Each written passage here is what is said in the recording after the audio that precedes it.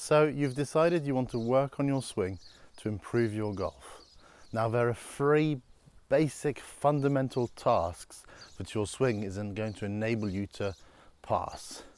So the first task you must be able to achieve is to make good contact with the ball. So if you're hitting fat shots, thin shots, off-center strikes, then golf is always going to be a very erratic, random form of exertion. So you have to master contact. Then you need to be able to hit the ball far enough to play the course in a number of shots that's reasonable to your expectations, to the level of performance you wish to achieve. So you have to have sufficient distance. Lastly, the third fundamental task is controlling the curve, direction. So you need to have a predictable curve on your shots. So our 3 basic tasks we're trying to achieve with our golf swing is to control contact, control distance, and control direction.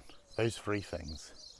Now, if you think of a chronology of those 3 elements, you are starting with contact. That is the most important thing, the first hurdle to pass.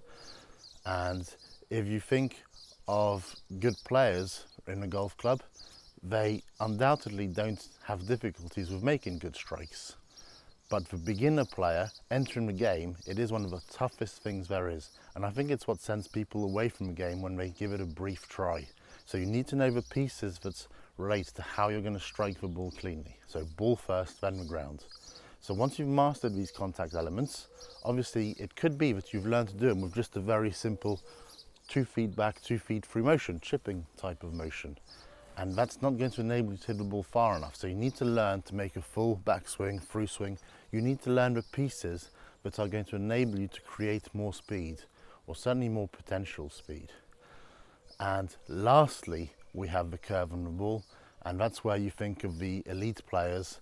And on a given week, for the person who wins and the person who came second, it might be something as fine or as little as on the very last hole when 2 people were tied, the one who won is the golfer who played the predictable fade, predictable draw to the green as they'd intended, whereas the guy who came second just cut his ball, for example, to the right edge and it fell into a bunker. So you're always trying to learn contact, distance, direction. And whenever you are working on any element of your swing, it really has to affect one of these. It has to have an impact on one of these. Otherwise, you're really doing it in vain. Now, the good news is that whenever you are working on one of these elements, there's a very good chance it's going to affect some of the others. So often you get one, or at least one, sometimes all 3 of them, as a bonus together when you're changing a piece in your swing. But always that progression, that order, the fundamental tasks, what you are required to do, what your golf swing requires you to do for you to perform better, is to strike the ball more solidly, to hit it further, and to control the curve better. If you have any questions, let me know. Cheers.